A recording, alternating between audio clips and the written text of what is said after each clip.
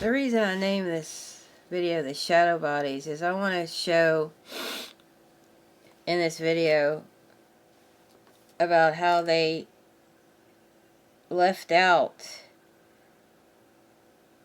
a huge part of what the Native Americans really were. In particular, I'm going to focus on this book, Watch for Me on the Mountain. This was a novel of Geronimo and the Apache Nation from actual eyewitness accounts, written by the great author Forrest Carter, who also wrote Josie Wales.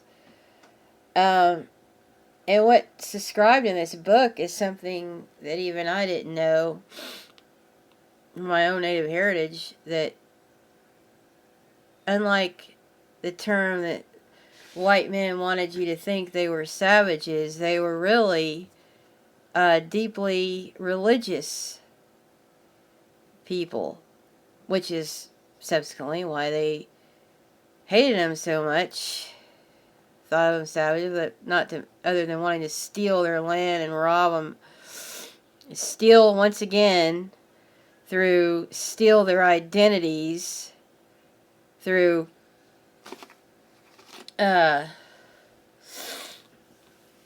replacement theology. But I'm going to start with, well, I'm first going to start here, my intro paragraph here, and then I'll get on to this documentary. And then I'll get on to the documentary. Of the 340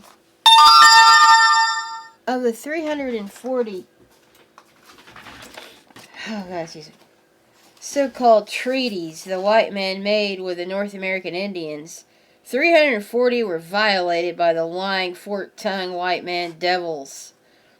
That's why if you're a country out there, never trust the white man of this country, because he's lying, just like Rump lies.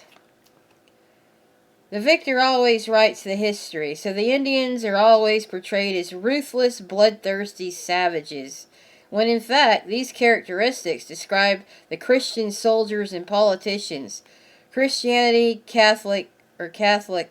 Catholicism on the American continent was the largest land theft in history, and the few surviving Native North American Indians are mostly living in abject poverty on small uninhabitable lands called reservations. Their culture has almost been completely wiped out, but is miraculously still extant. Thomas Jefferson, one of the American founding fathers, summed up this religion rather well. Christianity was the greatest fraud ever perpetrated on mankind, and I agree with him.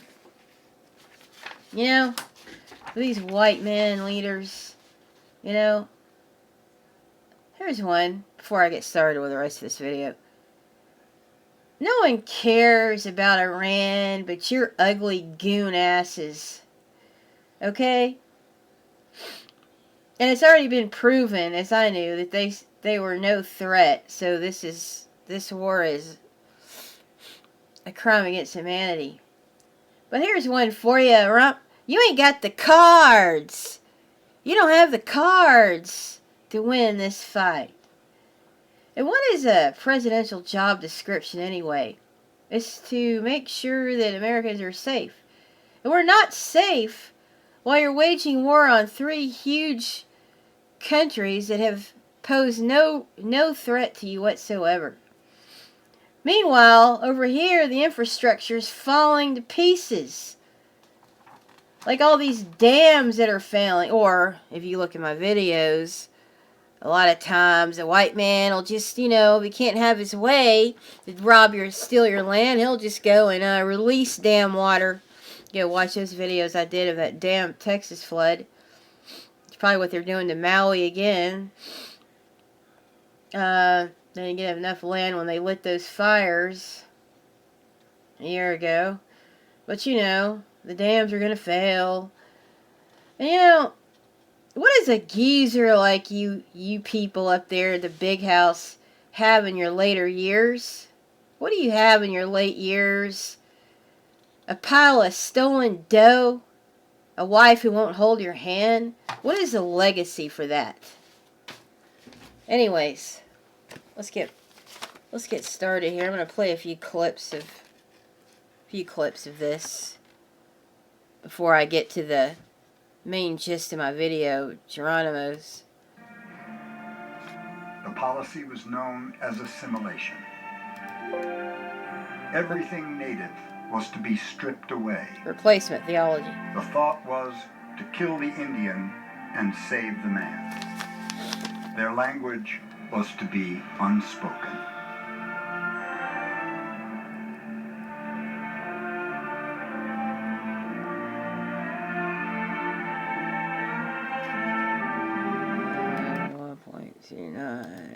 Oh, I'm sorry.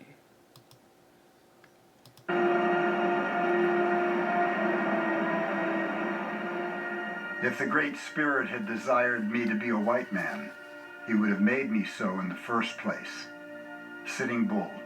Duh. Stories are told of native children doing everything they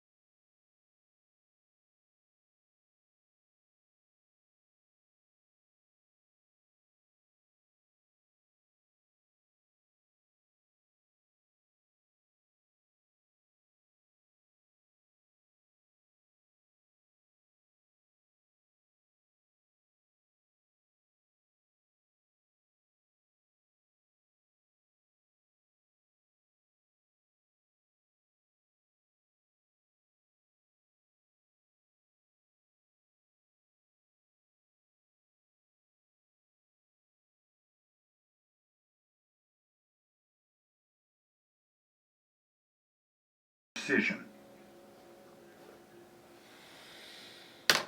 It was more accurately should be called ethnic cleansing rather than assimilation, and it has had devastating effects.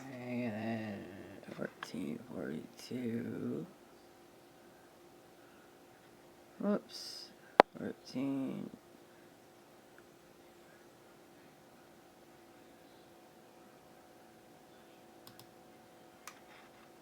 She was 9 years old and was not allowed to return until she was 18. Both Carlisle in Pennsylvania and Haskell in Kansas had confinement rooms for unruly students. At one point, I really began to understand the trauma that had happened there when I had seen a picture of a jail that was at Haskell. And it was just a very small little cube cell jail, and I still have the picture of it.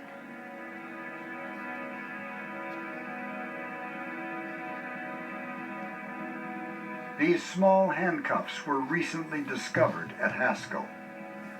If truly authenticated, they appear to fit a small child. Well, I've learned that the worst thing was the sexual abuse and then the emotional abuse that accompanied it in many of the schools. A lot of the schools were staffed by people who were many times isolated from society themselves.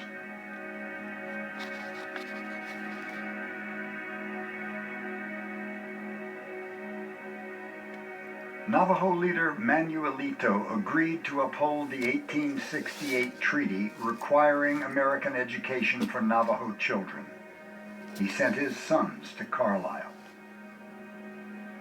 Within a year of arriving at Carlisle, Manuelito's son contracted a disease and died at Carlisle. And so Manuelito, upon learning of his son's death, immediately ordered that the children, the surviving children, be returned home. His second son came home. He was ill when he returned home and died within a matter of weeks after returning home.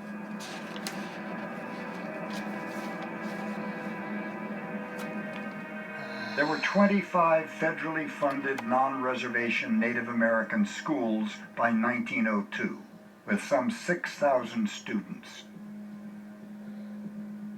Estimates increased that population to 60,000 by 1973.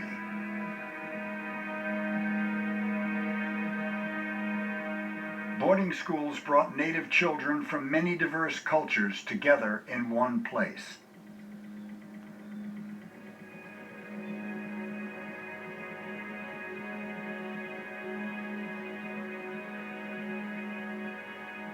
In many ways, it did the reverse. It strengthened our culture, and our relationships with other tribes strengthened our culture. And so it created... And already a couple more. At the tribunals that they had by Dorothy Ninham several years back, boarding school tribunals, Dennis Banks was a victim of a boarding school. He went on to say, and this is taken from You Can't Spell Jesus in Hebrew by James Dobbs, a section on atrocities of Native Americans, the ill treatment of Native Americans. He was called that the memory of whippings had never left him, and yet he was called a terrorist later in life by the FBI. Makes one wonder who the real terrorists are. I believe the true history answers that question quite well, doesn't it? Another victim, she describes how the abuse at the boarding schools caused a freezing of emotions. If one child ran away, all the others were put in a room, their hair was cut, and they would be tied up and flogged. If they were caught speaking their own language, they would have to kneel on beams on the floor for long periods of time. Thunderhawk went on to recall her own experiences with boarding school. She said her head had been dumped in kerosene and then wrapped in towels. No one said a word. She remembered being told, "You don't cry, you don't show emotion." The old Christian nuns and priests taught them to lie. They also censored letters from their family. Swan later learned she never got all the letters sent from her family. Once while cleaning the kitchen, she saw the steaks and fresh fruit the staff got to eat. The children were fed a mush called dynamite. When Swan's cousins wet their beds, they would be shamed and forced to sit in a tub of ice water. That's like the Nazi experiments on the Jews. The pattern was to ridicule them, beat them down, and make them lie to avoid being punished. The priest had 2 straps. Little Susie was used on the girls for punishment, and the Black Knight was used on the boys. Another child was knocked down a flight of stairs for speaking her own language. Roxana Banguis said her mother was very sick for a long time and was never cared for by a doctor, so the other children would bring her food. Her mother was sexually molested by some of the other boys because the boys were repeating the sexual abuse they themselves had suffered from the Catholic priest. When the school was partially burned down, skeletons of babies were found in the walls. Here was a government-sanctioned employment for sexual predators and child abusers. It was never determined if the babies were natives or from the nuns. According to Banguis, the nuns were not celibate. Yeah. Milton Grasshopper spoke next. He came from Mackinac Island in northern Michigan. Milton remembered being sexually abused by a priest at the age of 5. He recalled his shame and the heartache he felt, standing there, blood running down his leg. He carries a lot of pain to this day. The Catholic priest threatened to kill him and his family if he told anyone. And now I want to get on to how the replacement theology was on alive and well with the Apache Nation. Geronimo, who, by the way, he defeated the whole United States Army. They tried to change that history. They didn't catch him. He just finally turned himself in to save his people. But in making treaties, the Apaches found they were not people by the law. They could not be citizens. They cannot own property, and as animals they cannot entreat that their concentration camps be located in the valleys. Hang on a second here, I'm going to play some of this. In the valleys of the mountains that they love. They were placed on the desert. They could raise no corn, gather no mescal bulbs. The desert camp was the oven of extermination. Extermination, General Sherman said, is the only answer. The more we kill this year, the less we'll have to kill next year. Okay. And we go on to 25. So, Watashi touched the arm of Boto. Now this is showing you a different side of them that the white man tried to hide. Sliding her hand down to hold his strong hand in her old one. Grandson, she said, when we were born, we chose to put our spirit bodies into these bodies and to test our spirits and make them stronger. If we win the test, now we will be born again, back into our spirit bodies. It is good, and we will be together. You see, the spirit bodies.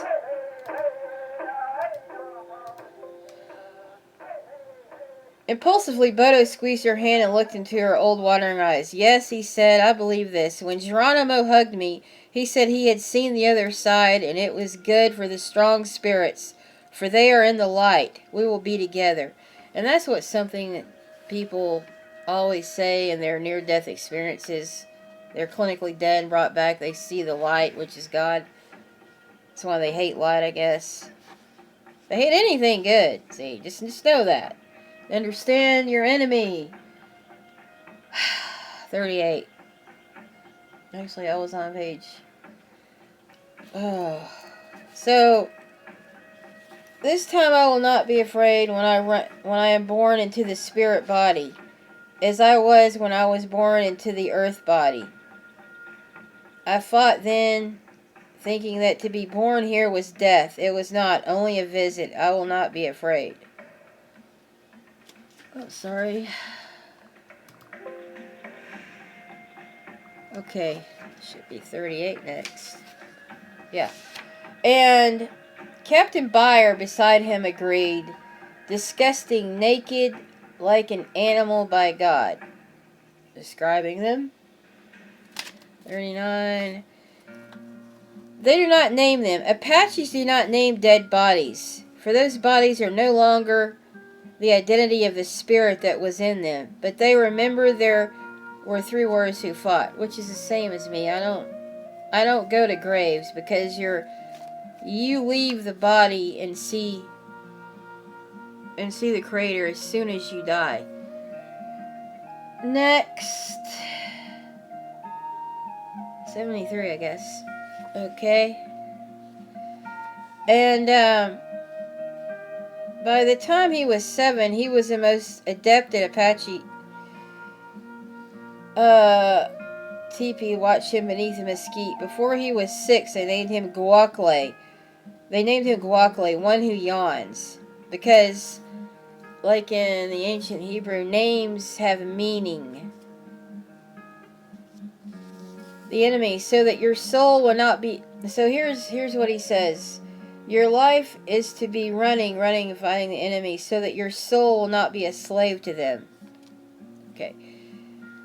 73. 74, 76.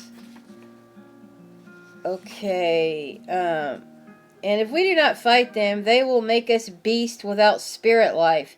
Beasts that come to think only of food to feed the earth body, shelter for the earth body.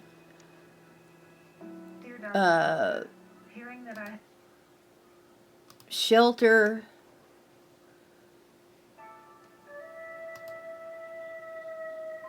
Where was I? Shelter for their body, medicine for the earth body, food for the spirit body will be forgotten. The spirit body will die. It must have freedom to live. To war is to live.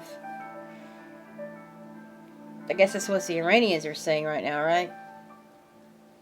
95. 70. Okay. Guacale was summoned before the council and given his duties and the law. A person who will not support aged forebears or who neglects the sick or abuses them or is guilty of cowardice or laziness or infidelity is banished from the band. See, they weren't savages. 76. 91. Alright, and over here, the band threw away the bacon. No Apache eats peccary, for both are known to eat reptiles. And just like I did in my other, the Epstein Dangerous Diet, the Bible's diet, it specifically says not to eat pork. Even the Apaches know that. Even the savages knew that, right? Anyway, no, they're savages. So Guacale could not bear the anguish. His, Guacale, his power called the name 4 times. Guacale, so clear was the call that he answered verbally, "Yes, I am here." His power spoke. And your spirit body may retreat and grow weaker, or you may climb the mountain of your anguish and your obstacles. Keep the faith with your spirit body, Guacale, and no weapon shall destroy the shadow body you have chosen. But you will lose much, and you will sorrow in many losses before you grow old and shed the body of the shadow world. And so there in the arrow, okay, that's 103, 107, alright. And so, if this is what the chiefs and council decide must be done, then kill me now, here, tonight, in this canyon. For I will honor no treaty. I will make no peace. Would you save your bodies by killing your spirit and your life? Kill my body now, for I will not surrender my spirit to death. I am a warrior. I say, leave the bluecoats to wonder and whatever. Geronimo paused, turning back to face him. War, he said dryly. War, loco. Any people can have body peace if they will sell their souls for it. Peace is a condition, loco, not to an end. It is a condition our souls can live with only if our souls and minds are free. Unless his eyes burned red toward the fire. You will buy peace for your body with the most violent of war. Murder of your soul.